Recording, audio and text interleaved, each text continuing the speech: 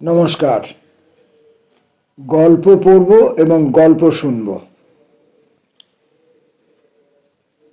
পরশুরামের গল্প স্বয়ম্বরা। চাটুজ্জে মশায় পাঁজি দেখিয়া বলিলেন, রাত্রি ৯টা ৫৭ গতে অম্বুবাচী নিবৃত্তি। তার আগে এই বৃষ্টি থামবে না। এখন তো সবে সন্ধে। বিনোদ উকিল বলিলেন, তাই তো, বাসায় ফেরা যায় কি করে? গৃহস্বামী বংশলোচনবাবু বলিলেন, বৃষ্টি থামলে সে চিন্তা করো, আপাতত এখানেই খাওয়া দাওয়ার ব্যবস্থা হোক। উদো, বলে আয় তো বাড়ির ভেতর। চাটুজ্জে বলিলেন, মসুর ডালের খিচুড়ি আর ইলিশ মাছ ভাজা। বিনোদবাবু তাকিয়াটা টানিয়া লইয়া বলিলেন, তা তো হলো, কিন্তু ততক্ষণ সময় কাটে কিসে? চাটুজ্জে মশাই, একটা গল্প বলুন। চাটুজ্জে ক্ষণকাল চিন্তা করিয়া বলিলেন, আর বছর মুঙ্গেরে থাকতে আমি এক বাঘিনীর পাল্লায় পড়েছিলুম। বিনোদবাবু বাধা দিয়া বলিলেন, দোহাই চাটুজ্জে মশাই, বাঘের গল্প আর নয়। চাটুজ্জে একটু ক্ষুণ্ণ হইয়া বললেন, তবে কিসের কথা বলবো, ভূতের না সাপের? এই বর্ষায় বাঘ, ভূত, সাপ সমস্ত অচল। একটি মোলায়েম দেখে প্রেমের গল্প বলুন। গল্প আমি বলি না, যা বলি সমস্ত নিছক সত্য কথা। বেশ তো, একটি নিছক সত্য প্রেমের কথাই বলুন। নগেন বলিল, তবেই হয়েছে, চাটুজ্জে মশাই প্রেমের কথা বলবেন। বয়স কত হলো চাটুজ্জে মশাই? আর কটা দাঁত বাকি আছে? প্রেম কি চিবিয়ে খাবার জিনিস? ওরে গর্ধব, দাঁতে প্রেম হয় না, প্রেম হয় মনে। নগেন বলিল, মন তো শুকিয়ে আমসি হয়ে গেছে, প্রেমের আপনি জানেন কি? সব ভুলে মেরে দিয়েছেন। প্রেমের কথা বলবে তরুণরা, কি বলিস উদো? তরুণ কি রে বাপু? সোজা বাংলায় বল, চ্যাংরা। ৩-২০ বয়স হলো, কেদার চাটুজ্জে প্রেমের কথা জানে না, জানে যত হ্যাংলা চ্যাংরার দল। বিনোদবাবু বলিলেন, আহা হা, কেন ব্রাহ্মণকে চটাও, শোনোই না ব্যাপারটা। চাটুজ্জে বলিলেন, বর্ণের শ্রেষ্ঠ হলেন ব্রাহ্মণ। দর্শন বলো, কাব্য বলো, প্রেমতত্ত্ব বলো, সমস্ত বেরিয়েছে ব্রাহ্মণের মাথা থেকে। আর ব্রাহ্মণের শ্রেষ্ঠ হলেন চাটুজ্জে, যথা বঙ্কিম চাটুজ্জে, শরৎ চাটুজ্জে। আর আর এই কেদার চাটুজ্জে, কেন বলবো না? তোমাদের ভয় করবো নাকি? যাক যাক, আপনি আরম্ভ করুন। আর বছরের ঘটনা, আমি এক অপরূপ সুন্দরী নারীর পাল্লায় পড়েছিলুম। এই যে বলছিলেন বাঘিনীর পাল্লায়, একই কথা। ওরে মুখ্যু, বাঘিনীর পাল্লায় পড়েছিল মুঙ্গেরে, আর এই নারীর ব্যাপার ঘটেছিল পাঞ্জাব মেলে, টুন্ডলার এদিকে। যাক, ঘটনাটা শোন। গেল বছর মাঘ মাসে চরণ ঘোষ বললে তার ছোট মেয়েটিকে টুন্ডলায় রেখে আসতে। জামাই সেখানেই কর্ম করে কিনা, সুবিধেই হলো। পরের পয়সায় সেকেন্ড ক্লাসে ভ্রমণ, আর ফেরার পথে একদিন কাশিবাসও হবে। মেয়েটাকে তো নির্বিবাদে পৌঁছিয়ে দিলুম। ফেরবার সময় টুন্ডলা স্টেশনে দেখি গাড়িতে তিলার্ধ জায়গা নেই। আগ্রার ফেরত এক পাল মার্কিন ভবঘুরে সমস্ত ফার্স্ট সেকেন্ড ক্লাসের বেঞ্চি দখল করে আছে। ভাগ্যিস জামাই রেলের ডাক্তার, তাই গার্ডকে বলে কয়ে আমার একটা ফার্স্ট ক্লাসে ঠেলে তুলে দিল। গাড়িও তখনই ছাড়ল। তখন সকাল 7টা হবে, কিন্তু কুয়াশায় চারিদিক আচ্ছন্ন, গাড়ির মধ্যে সমস্ত ঝাপসা। কিছুক্ষণ ধাঁধা লেগে চুপটি করে দাঁড়িয়ে রইলুম। তারপর ক্রমে ক্রমে কামরার ভেতরটা ফুটে উঠল। দেখেই চক্ষু স্থির। ওধারের বেঞ্চিতে একটা অসুরের মতো আখাম্বা ঢ্যাঙা সাহেব চিৎপাত হয়ে চোখ বুজে হাঁ করে শুয়ে আছে, আর মাঝে মাঝে বিড়বিড় করে কি বলছে। দু বেঞ্চির মাঝে মেঝের ওপর আর একটা বেঁটে মোটা সোটা সাহেব মুখ গুজে ঘুমোচ্ছে। তার মাথার কাছে একটা খালি বোতল গড়াগড়ি যাচ্ছে। এধারের বেঞ্চিতে কেউ নেই, কিন্তু তাতে দামি বিছানা পাতা, তার উপর একটা অদ্ভুত পোশাক, বোধহয় ভাল্লুকের চামড়ার, আর নানা রকম জিনিসপত্র ছড়ানো রয়েছে। গাড়ি চলছে, পালাবার উপায় নেই। বেঞ্চির শেষ দিকে একটা চেয়ারের মতো জায়গা ছিল, তাইতে বসে দুর্গা নাম জপতে লাগলুম। কোনো গতিকে সময় কাটতে লাগলো। সাহেব দুটো শুয়েই রইল। আমারও একটু একটু করে মনে সাহস এলো। হঠাৎ বাথরুমের দরজা খুলে বেরিয়ে এলো এক অপরূপ মূর্তি। দূর থেকে বিস্তর মেম সাহেব দেখেছি, কিন্তু এমন সামনাসামনি দেখবার সুযোগ কখনো ঘটেনি। মুখখানি চিনে করমচা, ঠোঁট দুটি পাকা লঙ্কা, মার্বেলে কোদা আজানুলম্বিত দুই বাহু, চোস্ত ঘাট ছাঁটা, কেবল কানের কাছে শনের মতো দুগাছি চুল কুণ্ডুলি পাকিয়ে আছে, পরনে একটি 1.5 হাতি গামছা। বিনোদবাবু বলিলেন, গামছা নয় চাটুর্যে মশাই, ওকে বলে স্কার্ট। কাঠফাট জানি নে বাবা, স্পষ্ট দেখলুম বাঁদিপোতার গামছা খাটো করে পরা, তার নিচে নেমে এসেছে গোলাপি কলা গাছের মতো 2 পা। মোছা আছে কি নেই বুঝতে পারলুম না। দেহষষ্ঠী কথাটা এতদিন ছাপার হরফেই পড়েছি, এখন সচক্ষে দেখলুম, হ্যাঁ, ষষ্ঠী বটে। মাথা থেকে বুক কোমর অবধি একদম চাঁচা ছোলা, কোথাও এতটুকু উঁচু নিচু টক্কর নেই। সঞ্চারিণী পল্লবিনী লতে নয়, একবার জ্বলন্ত হাউইয়ের কাঠি। দেখেই ভক্তি হলো। কপালে হাত ঠেকিয়ে বললুম, সেলাম মেম সাহেব। ঠিক করে হাসলেন। পাকা লঙ্কার ফাঁক দিয়ে গুটিগত কাঁচা ভুট্টার দানা দেখা গেল। ঘাড় নেড়ে বললুম, গুড মর্নিং। মেম সাহেব নৃত্যপরা অপ্সরার মতো চঞ্চল ভঙ্গিতে এসে বেঞ্চে বসলেন। আমি কাঁচুমাচু হয়ে চেয়ার ছেড়ে উঠে বললুম। মেম বললেন, সিট ডাউন বাবু, ডরো মত। দেবীর এক হাতে বড়া ভয়, অপর হাতে সিগারেট। বুঝলুম প্রসন্ন হয়েছেন, আর আমায় মারে কে। ইংরেজি ভালো জানি না, হিন্দি ইংরেজি মিশিয়ে নিবেদন করলুম, নিতান্ত স্থান না পেয়েই এই অনধিকার প্রবেশ করেছি, অবশ্য গার্ডের হুকুম নিয়ে। মেম সাহেব যেন কসুর মাপ করলেন। মেম আবার অভয় দিলেন। আমিও ফের বসে পড়লুম।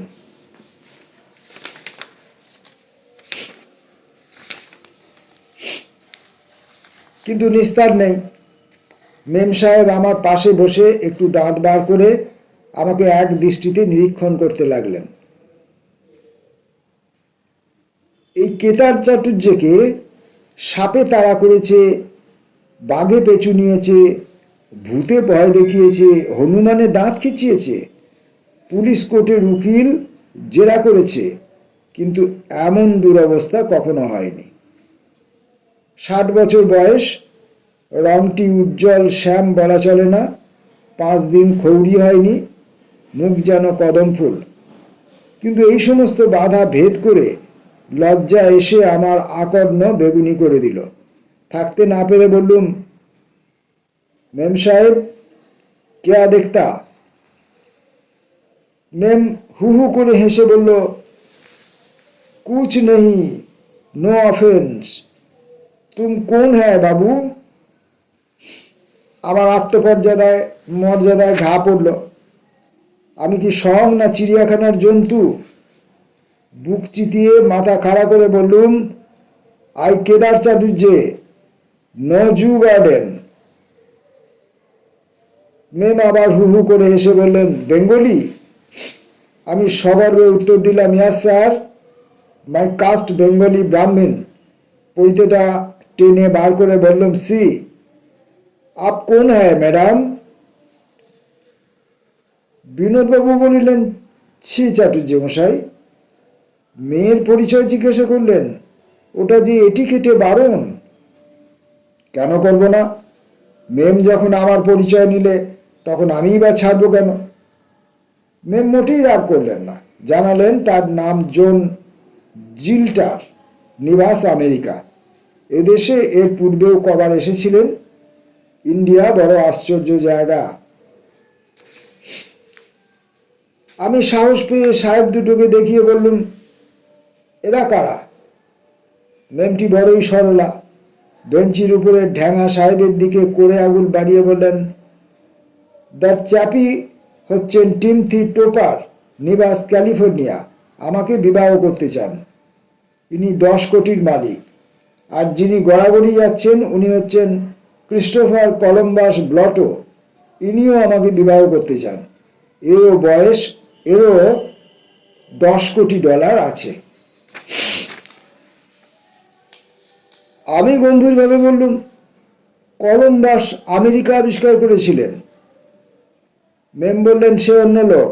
এরা আমেরিকায় থেকেও কিছু আবিষ্কার করতে পারেনি। দেশটা একদম শুকিয়ে গেছে। মেথিলেটেড স্পিরিট ছাড়া কিছুই মেলে না। তাই এরা দেশত্যাগী হয়ে খাঁটি জিনিসের সন্ধানে পৃথিবীময় ঘুরে বেড়াচ্ছেন। জিজ্ঞাসা করলুম, এরা বুঝি মস্ত স্পিরিচুয়ালিস্ট? মেম বললেন, ভেরি। এমন সময় ঢ্যাঙা সাহেবটা চোখ মেলে কটমট করে চেয়ে আমার দিকে ঘুষি তুলে বলল, you you get out quick. বেডেরাও হঠাৎ হাত পা ছুটতে শুরু করলো। আমি আমার লাঠিটা বাগিয়ে ধরে ঠক ঠক করে ঠুকতে লাগলাম। মেম সাহেব বিছানা থেকে তার পালক মোড়া চটি জুতো তুলে নিয়ে ঢ্যাঙার 2 গালে পিটিয়ে আদর করে বললেন, ইউ পগ, ইউ পগ। বেটেটাকে লাথি মেরে বললেন, ইউ পিগ, ইউ পিগ। দুটোই তখনই আবার হাঁ করে ঘুমিয়ে পড়ল। মেম তাদের বুকের উপর এক এক পাটি চটি রেখে দিয়ে সস্তানে ফিরে বললেন, ভয় নেই বাবু। ভরসাই বা কই? আরব্য উপন্যাসে পড়েছিলাম, একটা দৈত্য এক রাজকন্যাকে সিন্ধুকে পুড়ে মাথায় নিয়ে ঘুরে বেড়াতো। দৈত্যটা ঘুমুলে রাজকন্যা তার বুকের উপর একটা ঢিল রেখে দিয়ে যত রাজ্যের রাজপুত্র জুটিয়ে আংটি আদায় করতেন। ভাবলুম এইবার সেরেছে রে। এই মেম সাহেব দুটো দৈত্যের ঘাড়ে চড়ে বেড়াচ্ছেন। এখনই 99 আংটির মালা বার করবে। যা ভয় করেছিলাম ঠিক তাই। আমার হাতে একটা রূপো আর তামার তারে জড়ানো পলা বসানো আংটি ছিল। মেম হঠাৎ সেটাকে দেখে বললেন, হাউ লাভলি, দেখি বাবু কিরকম আংটি। আমি ভয়ে ভয়ে হাতটি এগিয়ে দিলুম, যেন আঙুল হারা অস্তর করাচ্ছি। মেম ফস করে আংটিটি খুলে নিয়ে নিজের আঙুলে পরিয়ে বললেন, বিউটিফুল। হরে রাম, এই যে আমার ত্রিসন্ধ্যা জপ করার আংটি। হায় হায়, এই ম্লেচ্ছ মাগি সেটাকে অপবিত্র করে দিল। আমার চোখ ছলছল করে উঠল, কিন্তু কৌতূহল হলো খুব। বললুম, মেম সাহেব, আপকা আর কয়ঠো আংটি হয়? 99? মেম বেঞ্চির তলা থেকে একটা তোরঙ্গ টেনে এনে তা থেকে একটি অদ্ভুত বাক্স খুলে আমাকে দেখালেন। চোখ ঝলসে গেল। দেরাজের পর দেরাজ, কোনোটায় গলার হার, কোনোটায় কানের দুল, কোনোটায় আর কিছু। একটা আংটির ট্রে, তাতে 20-25টা হবে। আমার সামনে ধরে বললেন, যেটা খুশি নাও বাবু। আমি বললাম, সে কি কথা? আমার আংটির দাম মোটে 9 শিকে। আমি ওটা আপনাকে প্রেজেন্ট করলাম, সাবধানে রাখবেন, ভেরি হোলি আংটি। ম্যাম বললেন, ইউ ওল্ড ডিয়ার, কিন্তু তোমার উপহার যদি আমি নিই, আমার উপহারও তোমার ফেরত দেওয়া উচিত নয়। এই বলে একটা চুনির আংটি আমার আগুলে পরিয়ে দিলেন। বললেন, থ্যাংক ইউ। বললুম, থ্যাংক ইউ মেম সাহেব, আমি আপনার গোলাম, ফরগেট মি নট। মনে মনে বললুম, ভয় নেই ব্রাহ্মণী, এ আংটি তোমার জন্যই রইল।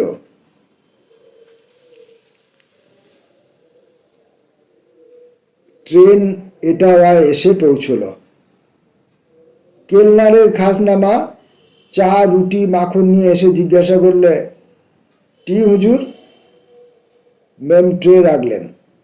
তারপর আমার লাঠিটা নিয়ে ঢ্যাঙা আর বেটেকে একটু গুঁতো দিয়ে বললেন, get up Memi, get up Bluto. তারা বুড়ো শুয়োরের মতো ঘোঁত ঘোঁত করে কি বললে শুনতে পেলুম না। আন্দাজে বুঝলুম তাদের ওঠবার অবস্থা হয়নি। মেম আমাকে জিজ্ঞাসা করলেন, চ্যাটার্জি, তুমি খাবে? আপত্তি নেই তো? মহা ফাঁপড়ে পড়া গেল। ম্লেচ্ছ নারীর স্বহস্তে মিশ্রিত কিন্তু ভুরভুরে খোসবায় শীতটাও খুব পড়েছে। শাস্ত্রে চা খেতে বারণ কোথাও নেই। তাছাড়া রেলগাড়ির মতো বৃহৎ কাস্টে বসে শীত নিবারণের জন্য ঔষধার্থে যদি চা পান করা যায়, তবে নিশ্চয়ই দোষ নাস্তি। বললুম, ম্যাডাম লক্ষ্মী, তুমি যখন নিজে হাতে চা দিচ্ছ, তখন কেন খাবো না? তবে রুটিটা থাক।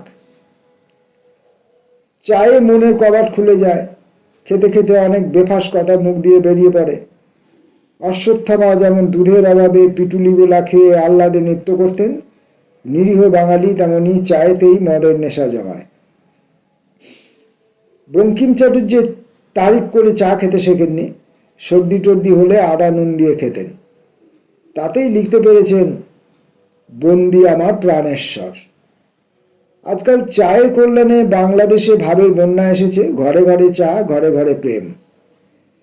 সেকালের কবিদের বিস্তর বায়নাক্কা ছিল, উপবন রে, চাঁদ রে, মলয় রে, কোকিল রে, তবে পঞ্চস্বর ছুটবে।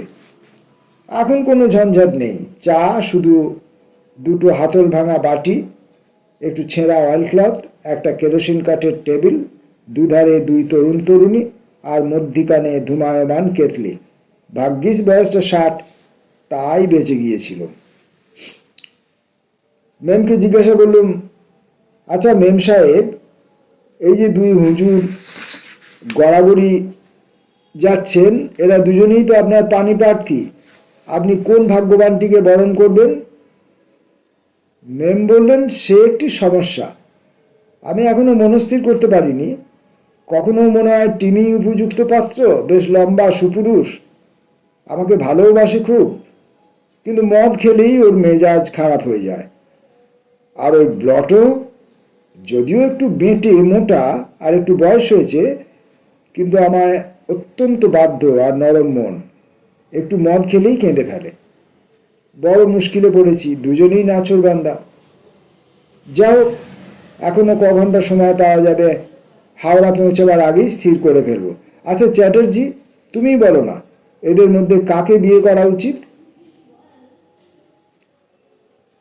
বলো, মেম সাহেব, আপনি এদের স্বভাব চরিত্রের যে বর্ণনা করলেন, তাতে বোধহয় 2টি অতি সুপাত্র। তবে কিনা এরা যেরকম বেহুশ হয়ে আছেন। মেম বললেন, ও কিছু নয়, একটু পরেই দুজনে চাঙ্গা হয়ে উঠবে। আমি বললাম, আপনার নিজের যদি কোনোটির উপর বেশি ঝোঁক না থাকে, তবে আপনার মা বাবার উপর স্থির করার ভার দিন না। মেম বললেন, আমার বাপ মা কেউ নেই, নিজেই নিজের অভিভাবক। দেখো চ্যাটার্জি, তোমার উপরেই ভার দিল, তুমি বেশ করে দুটোকে ঠাউরে দেখো। মোগলসরাই নেমে যাবার আগেই তোমার মত আমাকে জানাবে। ভেবেছিলুম একটা টাকা ছুঁড়ে চিতুপুর করে দেখে মনস্থির করব, কিন্তু তুমি যখন রয়েছ তখন আর দরকার নেই। ব্যবস্থা মন্দ নয়, আত্মীয় বন্ধুদের জন্য এ পর্যন্ত বিস্তর বরকনে ঠিক করে দিয়েছি, কিন্তু এমন অদ্ভুত পাত্র দেখার ভার কখনো পাইনি। দুজনেই ক্রোড়পতি, দুটোই পাঁড় মাতাল, একটা লম্বায় বড় আর একটা ওজনে পুষিয়ে নিয়েছে। বিদ্যাবুদ্ধির পরিচয় এ যাবৎ যা পেয়েছি তা শুধু ঘোঁত ঘোঁত। চুলোয় যাক, মেমের যখন আপত্তি নেই তখন যেটা নাম বলবো। আর যদি বুঝি যে মেম আমার কথা রাখবে, তবে বলবো, মা লক্ষ্মী, মাথা যখন আগেই মুড়িয়েছ তখন বাকি কাজটুকুও সেরে ফেলো। এ দু বেটা ভাবি স্বামীকে ঝেঁটিয়ে নরকস্থ করো। গল্প করতে করতে বেলা প্রায় 9:30 হয়ে এলো। এরপরেই একটা ছোট স্টেশনে গাড়ি থামবে।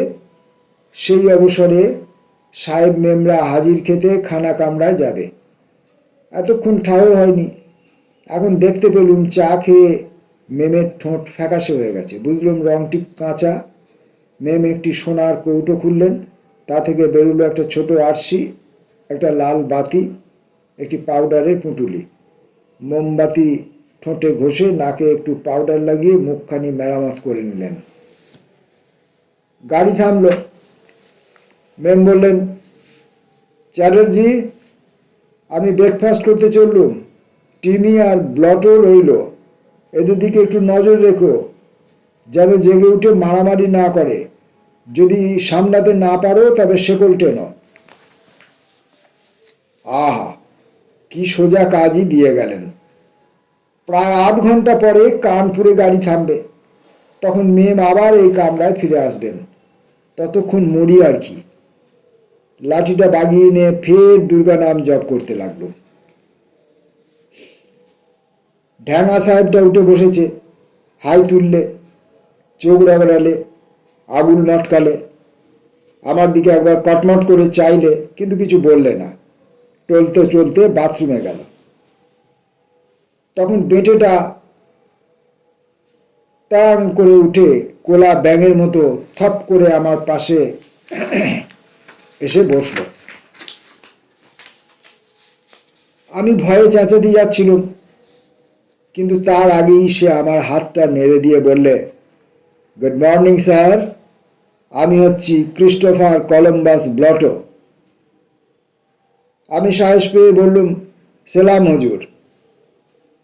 আমার $10 কোটি আছে, প্রতি মিনিটে আমার আয়। হুজুর দুনিয়ার মালিক তা আমি জানি। ব্লটো আমার বুকে আঙুল ঠেকিয়ে বললেন, লুক হিয়ার বাবু, আমি তোমাকে 5 টাকা বকশিস দেব। কেন হুজুর? মিস জিল্টারকে তোমার রাজি করাতেই হবে। আমি তোমাদের সমস্ত কথা শুনেছি, তোমারই উপর সমস্ত ভার, তুমিই কন্যাকর্তা। ওই টিমথি টোপার ও অতি পাজি লোক, ওর সমস্ত সম্পত্তি আমার কাছে বাঁধা আছে। ও একটা পাড় মাতাল, পপার। ওর সঙ্গে বিয়ে হলে মিস জিল্টার মনে দুঃখে মারা যাবেন। এই বলে ব্লটো ফুঁপিয়ে ফুঁপিয়ে কাঁদতে লাগলো। একটা বোতলে একটু তলানি পড়েছিল, সেটুকু খেয়ে ফেলে বলল, বাবু, তুমি জন্মান্তর মানো? মানি বই কি। আমি 8 জন্মেছিলাম এক তৃষিত চাতক পক্ষী, আর এই মেম ছিল একটি রূপসী পানকৌড়ি। আমরা দুটিতে। এমন সময় বাথরুমের দরজা নড়ে উঠল। ব্লটো তাড়াতাড়ি আমাকে 5 আঙুল দেখে ইশারা করেই নিজের জায়গায় শুয়ে নাক ডাকতে লাগলো। ঢাঙা সাহেব, মেম যাকে টিমি বলে, ফিরে এসে নিজের বেঞ্চে গ্যাঁট হয়ে বসল। তখন ব্লটো জেগে ওঠার ভান করে হাই তুলল। চোখ রগড়ালে আমার দিকে একবার করুণ নয়নে চেয়ে বাথরুমে ঢুকলো। এবার টিমির পালা। ব্লটো সরে যেতেই সে এসে আমার হাতটা চেপে ধরলে। আমি আগে থেকেই বললাম, গুড মর্নিং স্যার। টিমি আমার হাতটা ভীষণ মোচড় দিলে। বললাম, ও। টিমি বললে, তোমার হাড় গুঁড়ো করে দেব। ভয়ে ভয়ে বললাম, ইয়েস স্যার। তোমার থেঁতলে জেলি বানাবো। Yes sir.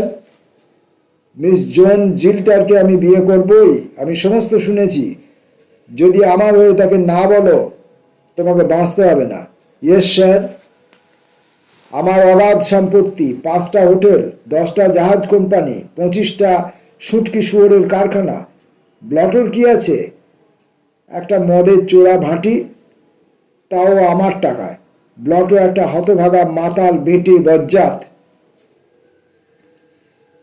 ব্লটো বোধহয় আড়ি পেতে সমস্ত শুনছিল। হঠাৎ কামরায় ছুটে ফিরে এসে ঘুষি তুলে বললে, কে হতভাগা, কে মাতাল, কে বেটে বজ্জাত? সকলেরই বিশ্বাস যে গান আর গালাগালি হিন্দিতেই ভালো রকম জমে। হিন্দি গালাগালের প্রসাদ গুণ খুব বেশি, তার স্বীকার করি। কিন্তু যদি নিছক আওয়াজ আর দাপট চাও, তবে বিলিতি গাল শুনো, বিশেষ করে মার্কিনী গাল। এক একটি লফজ যেন তোপ, কানের ভেতর দিয়ে মরমে বসে। ইংরেজি আমি ভালো জানি না, সব গালাগালির অর্থ বুঝতে পারি না, কিন্তু তাতে রসগ্রহণের কিছুমাত্র বাধা হয়নি। দেখলুম এক বিষয়ে সাহেবরা আমাদের চেয়ে দুর্বল। তারা বাকযুদ্ধ বেশিক্ষণ চালাতে পারে না।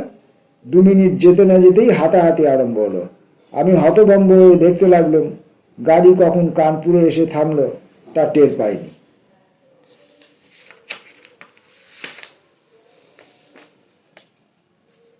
হন হন করে মেম সাহেব এসে পড়ল। এই গজকচ্ছপের লড়াই থামানো কি তার কাজ?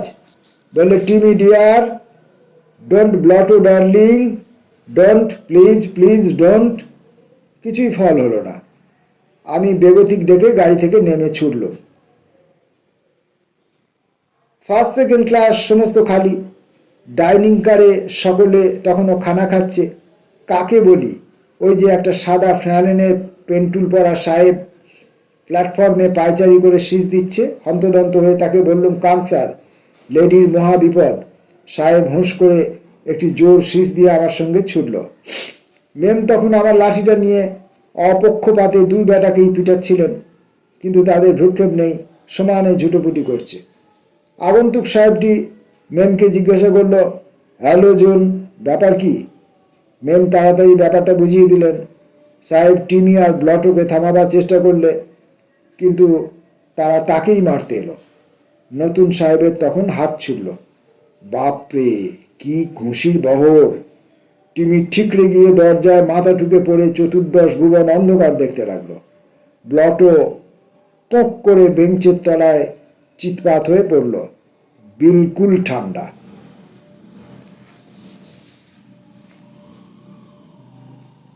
একটু জিরিয়ে নিয়ে মেম আমার সঙ্গে নতুন সাহেবটির পরিচয় করিয়ে দিলেন। ইনি বিখ্যাত মিস্টার বিল বাউন্ডার, খুব ভালো ঘুষি লড়তে পারেন। আর ইনি mister Chatterjee, very deer old friend. সাহেব আমার মুখখানা দেখে বললেন, সাম বিয়ার? মেম বললেন, থাকুক দাড়ি, ইনি অতি জ্ঞানী লোক। সাহেব আমার হাতটা খুব করে নেড়ে দিয়ে বললেন, হাডুডু, বেশ শীত পড়েছে নয়? ধাঁ করে আমার মাথায় একটা মতলব এলো। মেম সাহেবকে চুপি চুপি বললুম, দেখুন মিস জোন, অত গোলমালে কাজ কি? টিমি আর ব্লটো দুজনকেই তো কাবু হয়ে পড়েছে। আমি বলি কি, এই বিল সাহেবকে বিয়ে করুন, খাসা লোক। মেম বললেন, রাইটো। আমার এ কথা এতক্ষণ মনেই পড়েনি। আই সে বিল, আমায় বিয়ে করবে? বিল বললে, রাধার। কে বলে আমি করব না? রাধা মাধব। সাহেব যাত্রা ভারী বেহায়া। বিলকে বাধা দিয়ে বললুম, রোশো সাহেব, এক্ষুনি ওসব কেন? আমি হচ্ছি ব্রাইড মাস্টার, কন্যাকর্তা। তোমার কুলশি লাগে জেনে নি, তারপর তো আমি মত দেব। বিল বললে, আমার ঠাকুরদা ছিলেন মুচি, আমার বাপও ছেলেবেলায় জুতো সেলাই করতেন। আমি বললাম, তাতে কুল মর্যাদা কমে না। তোমার আয় কত? বিল একটু হিসেব করে বললে, মিনিটে 10,000, ঘন্টায় 6 লাখ। কিন্তু চিন্তা করবেন না, আমার মাসি মারা গেলে আয় আর একটু বাড়বে। তার 25টা বড় বড় পুকুর আছে, নোনা জলে ভর্তি, তাতে তিমি মাছ কিলবিল করছে। বললাম, থাক, আর বলতে হবে না, আমি মত দিলুম। এগিয়ে এসো, আমি আশীর্বাদ করব, রিয়াল হিন্দু স্টাইল। কিন্তু ধান দুব্বো কই? জানালা দিয়ে গলা বাড়িয়ে বললুম, এই গুলি, জলদি থোড়া ঘাস ছিঁড়কে লাও, পয়সা মিলেগা। ইংরেজি আশীর্বাদ তো জানি না। বললুম, যদি আপত্তি না থাকে তবে বাংলাতেই বলি। নিশ্চয় নিশ্চয়। সাহেবের মাথায় এক মুঠো ঘাস দিয়ে বললাম, বেঁচে থাকো, ধন তো যথেষ্ট আছে, পুত্রও হবে, লক্ষ্মী এই সঁপে দিলুম। কিন্তু খবরদার বেটা, বেশি মদ জদ খেও না, তাহলে ব্রহ্মসাপ লাগবে। সাহেব আর একবার আমার হাতে ঝাঁকুনি দিয়ে নড়া ছিঁড়ে দিলে। মেমকে বললুম, মা লক্ষ্মী, তোমার ঠোঁটের সিঁদুর অক্ষয় হোক। বীর প্রসবিনী হয়ে কাজ নেই মা, ও আশীর্বাদটা আমাদের অবলাদের জন্য তোলা থাক। তুমি আর গরিব কালা আদমিদের দুঃখের নিমিত্ত হয়েও না। গুটি কতক শান্তশিষ্ট কাচ্চা বাচ্চা নিয়ে ঘর কন্যা করো। মেম হঠাৎ তার মুখখানা উঁচু করে আমার সেই 5 দিনের খোঁচা খোঁচা দাড়ির ওপর। বিনোদবাবু বললেন, ছি ছি ছি। চাটুর্যে মশাই বললেন, দেবী চৌধুরী রানীতে ওই রকম লিখেছে বটে। আচ্ছা চাটুর্যে মশাই, পাকা লঙ্কার আস্বাদটা কিরকম লাগলো? তাতে ঝাল নেই। আরে ওই হলো ওদের রেওয়াজ, ওই রকম করেই ভক্তি শ্রদ্ধা জানায়, তাতে লজ্জা পাবার কি আছে? চাটুর্যে মশাই বলিতে লাগলেন, তারপর দেখি ঢ্যাঙা আর বেঁটে মুখ চুন করে নেমে যাচ্ছে, জন্দই কুলি তাদের মালপত্র নামাচ্ছে। গাড়ি ছাড়লো। বিল আর জোন হাত ধরাধরি করে নাচ শুরু করে দিলে। আমি ফ্যাল ফ্যাল করে চেয়ে দেখতে লাগলুম। জোন বললে, চ্যাটার্জি, এই আনন্দের দিনে তুমি এমন গ্ল্যাম হয়ে বসে থেকো না, আমাদের নাচে যোগ দাও। বললুম, মাদার লক্ষ্মী, আমার কোমরে বাত, নাচতে কবিরাজের বারণ আছে। তবে তুমি গান গাও, আমরাই নাচি। কি আর করা যায়, পড়েছি জবনের হাতে। একটা রামপ্রসাদই ধরলুম। সমস্ত পথটা এরকম চলল। অবশেষে মোগল সরাই এলো।